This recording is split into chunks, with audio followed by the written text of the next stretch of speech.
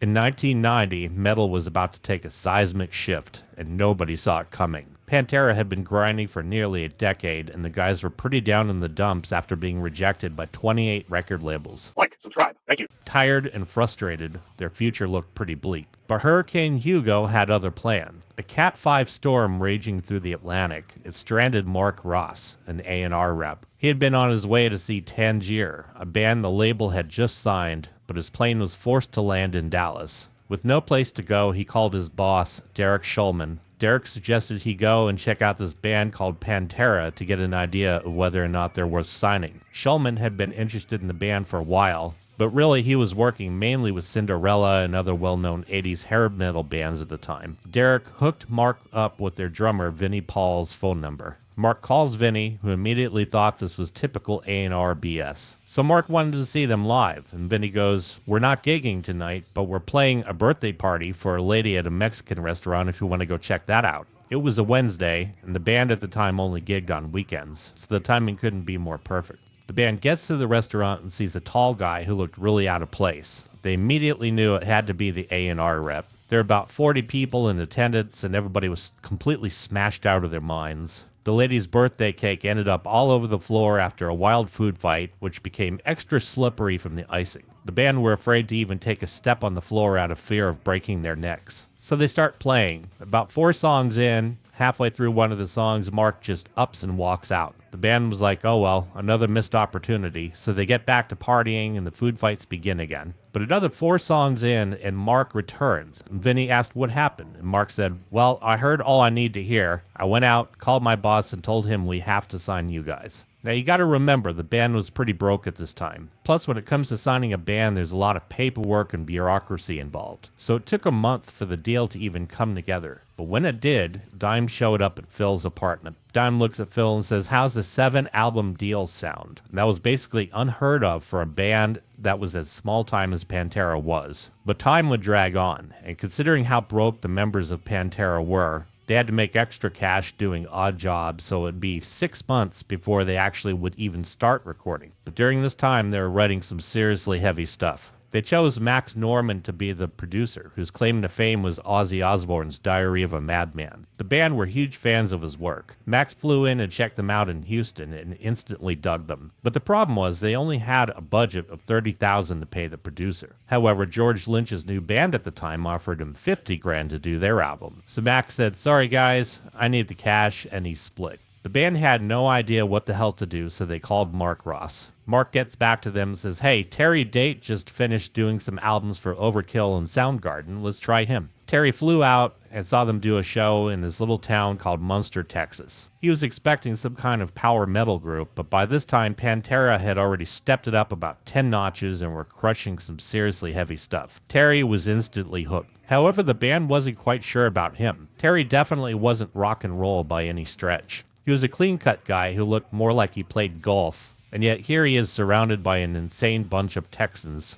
and one guy from New Orleans, Phil. So Phil thought he'd put Terry to the test. So he grabs Terry, tells him to go into the bathroom. Phil sits him down in the chair and hands him some shaving cream and a razor and told Terry to shave Phil's head. Terry cautiously obliged. Phil was sporting a shiny chrome dome, not a single shaving cut, and the deal was sealed. When recording commenced, they hit Pantego Sound Studio in Pantego, Texas. This was a studio that was owned by Dime and Vinnie's dad, and Terry turned out to be the perfect match for the band. He never imposed anything on them. He was really just there to let them do their thing and capture the vibe so that it could translate across the medium of an album. Now it turns out that Vinnie Paul had a lot of engineering talent. According to Terry, he didn't actually know how good he was, and Terry had really let Vinnie know that he had the chops, even though Vinnie himself doubted it. Dime really couldn't be bothered with any mixing or anything like that. He just pretty much left it all up to Vinnie. Considering the technology at the time, the band had a really interesting way of laying stuff down. They would often start with just the drums by themselves, and then Dime would lay down rhythm,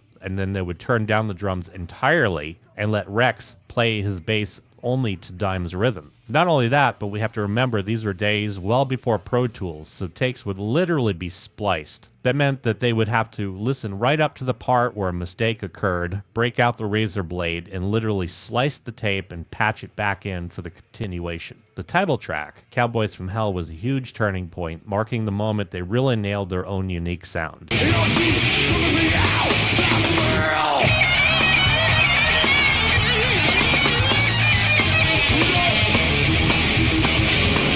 They kicked off the album with this track, inspired by their Texas roots, a place not known for heavy metal like New York or LA. And the band totally got it, because they felt like outsiders too. Rex Brown, the bassist, remembered how they came up with the song's unique intro. Dimebag Darrell used it as a loop to build his guitar lines on. It got kind of annoying after a bit though. What's interesting in particular about this is that it was originally done on a 4-track in Dime's bedroom. They wanted to replicate that in the studio, but couldn't, so they ended up using the loop from the original 4-track recording. And the intro is basically a simple blues scale sequencing pattern, which was inspired by all the time the band spent at Pantego Studio. Dime would sneak into the studio watching the blues musicians record. It gave him an idea for the intro, which he'd play both forward and backward like a practice routine. And they had first recorded it for their 10-song demo called Cowboys from Hell, The Demos. So after they signed their major label deal, this one, of course, had to be laid down as well, and it set the pace for what was to come. Phil comes flying in, wailing like a banshee, and it's like death metal, but with somebody who can actually sing. But what's more is that the song had freaking groove. Rhythmically, Dime and Vinnie were so locked in with one another that made this basically a new form of groove metal that you could mosh to,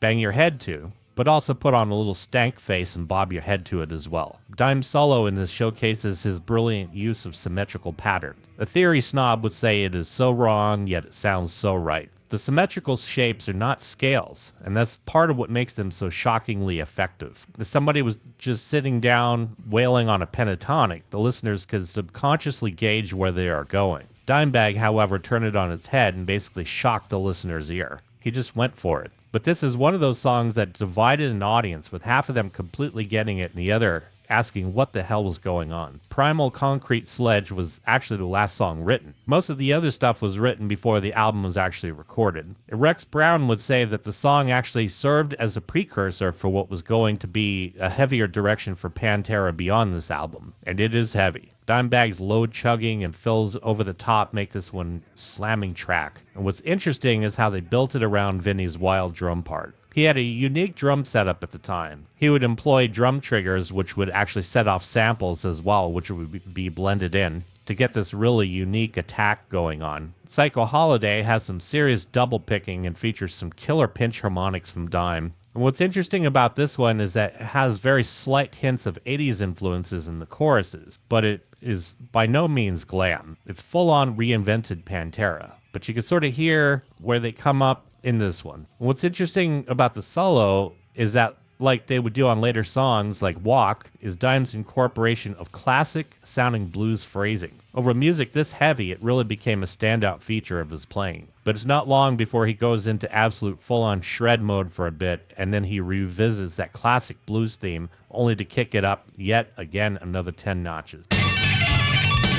Lots of cool key changes in the solo as well. Phil's vocal range on this one also hits some seriously high notes. Rex and Vinnie are so locked into this track. Vinnie's double kick work is solid and swinging. Hearsay starts out with some really cool, tightly controlled, picked Dimebag harmonics, and then it goes into a brutal double-picked palm-muted groove that is slightly reminiscent of Battery from Metallica at the beginning. But there's a certain tightness and dryness that Pantera introduced, which showed the world that they didn't really sound like anybody else. Phil comes in nice and brutal on the verses as well. Lots of wild changes throughout the chorus. The song is a pure mosh anthem. Leading up to the solo section, there's some pretty serious frenetic speed picking. Dime's solo is harmonized and panned to the hard left and right channels. He completely took it to outer space for this one, and it fits in beautifully with what's going on underneath, and yet at the same time, scale-wise, it's disembodied. And this is one more evidence of Dime's twisted approach to theory, one of the wackiest solos on the album. As the recording sessions progressed, tensions would definitely flare up, especially with the pressure of a limited budget and the band's drive for perfection. At one point, the band found themselves locked in a late-night argument over the mix of Cemetery Gates, with Dime insisting on capturing a haunting, cathedral-like reverb for his solo. Vinnie spent hours fine-tuning the echo settings, trying to achieve the exact sound Dime had in his head. Finally, after countless tweaks and a near blow-up between the brothers, they nailed it, creating one of the most iconic solos in metal history, one that sends chills down the spines of fans decades later.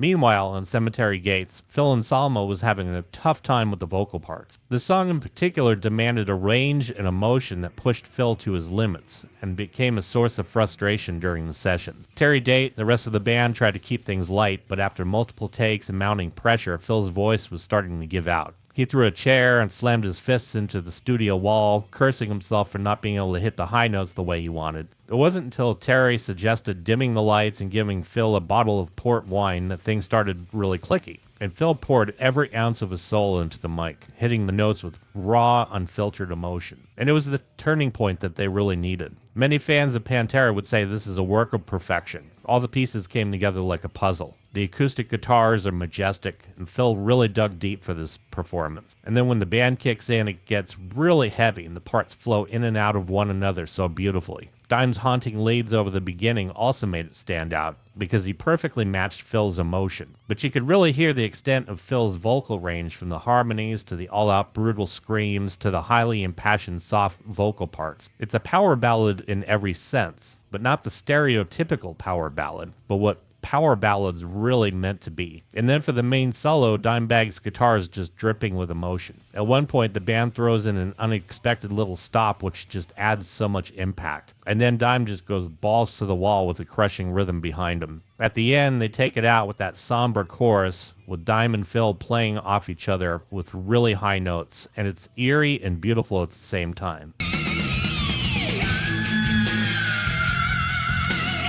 Cemetery Gates was a song that made a fan out of so many. And then the band hits hard again with Domination, taking things into a faster realm. The song is all about domination, and they absolutely deliver. And then for that solo, Dime starts hitting some of the wild symmetrical pattern licks, adding to that sense of eeriness and insanity, which fits over that heavy pulsating groove. He also launched into some pretty wicked harmonies for this one. And then all of a sudden it's one of those hardcore gent grooves one cannot help banging their head to. Dime then starts laying down some wicked speed pick cyclical licks over this cool interplay between guitars that are panned hard left and hard right. This one in particular is a really great sampling of Dime's guitar work. And then for Shattered, they simply do not let up, kicking up the intensity yet again, with Phil going over the top with his vocal range. What's cool about Phil's voice is that he's never had to resort to falsetto. He just went for it, and his vocal range is incredible. Dime comes out blistering with some killer blues scale licks, and his control of vibrato is equally impressive. But just the absolute brutality of the band playing together really comes out on Shattered. But still, it was one of the songs that was actually a carryover from their earlier glam days, and Phil really wished that they would have given this song more of a workover.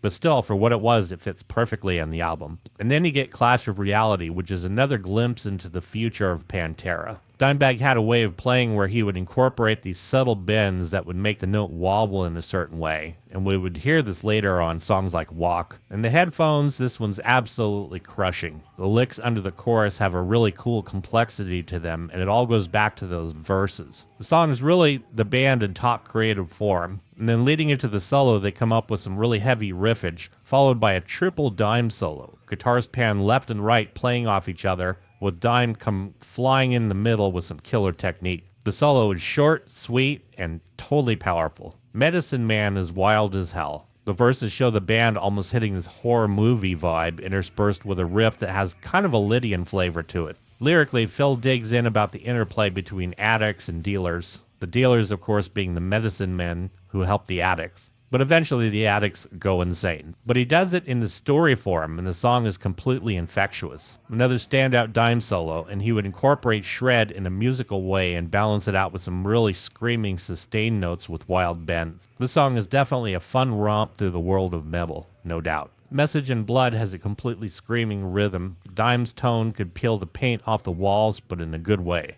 This one has some really haunting breakdowns for the verses, and then Phil just screams to add so much to the intensity. It's a brutal song, and it scratches that itch for anybody looking for something heavy. But all the while, it's grooving, and Vinnie's chops staying on top of the groove really comes out in this one. It also shows off some cool Rex Brown bass moves doubled with the guitar under the verses. Dime's solo on this one was spooky as all hell, with him creating these haunting melodies and mixing in some solid face melting in between.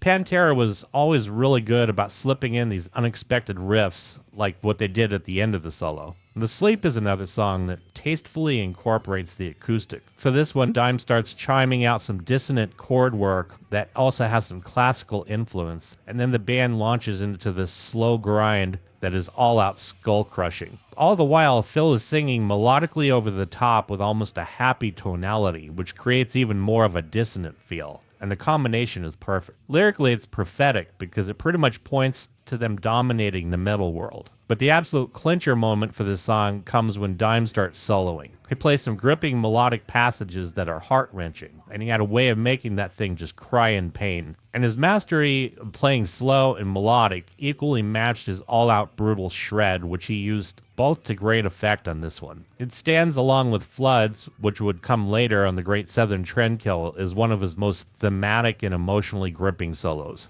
The closer, The Art of Shredding, starts out deceptively 80s sounding with just the drums and the bass. But when that rhythm guitar kicks in, it becomes obvious that they are in a new Pantera realm. Dime has some wah going on and make things scream just a little harder into some slow grinding riffs, but then they heat things up and bring it to a frenzied pace. This is one of the heavier ones on the album, and definitely another precursor for what is to come, as Pantera will just get heavier and heavier and heavier as the albums go by. Phil's vocal on this one is absolutely evil, where he stretches out his vocal range. A lot of creativity went into this one, with some really cool band interplay as well. Dime pulled out all the stops for the solo, basically having a guitar war with himself with no clear winner. This is the band at the top of their musical game at the time and is the perfect closer. Pantera had reinvented themselves, daringly, considering that this was their first major label release. According to Phil, he was the one who sat Dime down, where they enjoyed a little bowl, and he showed him the way by playing him Hell Awaits and At Dawn They Sleep by Slayer. According to Phil, Dime just sat there speechless, listening, and then finally looked at him and said, "Damn, son, that's badass." However, Vinnie has a different version of the events, saying that they had been fans of heavier music for a long time. Vinnie said that he and Dime drove 120 miles to see Metallica in '83, back when they were playing for crowds of 20 people or less.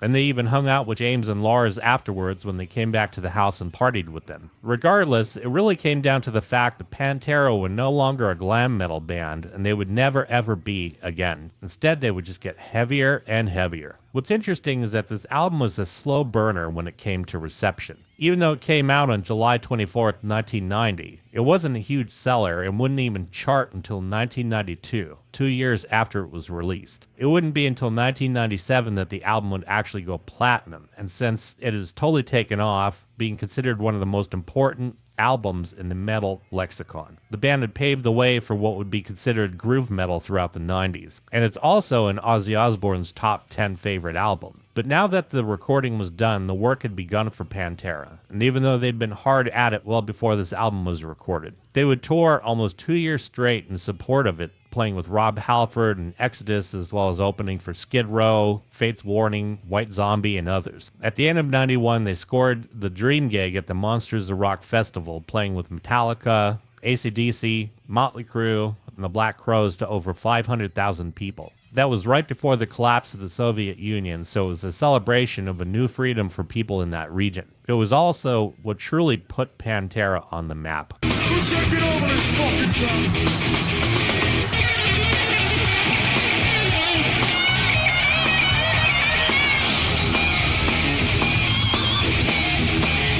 I came across something really strange. The most expensive guitar on Amazon is actually a signature guitar, and you will not believe whose signature guitar it is. I left the link below in the description. And to my subscribers, I just want to thank you a whole ton for all the awesome feedback and comments that you have left. You truly do inspire me. And if you haven't had the chance to subscribe, make sure you smack that subscribe button. And while you're at it, smack the living crap out of the like button as well. Or if you really just have to take your frustrations out on the damn thing, make sure you hit it an odd number of times. And I want to thank you so much for watching.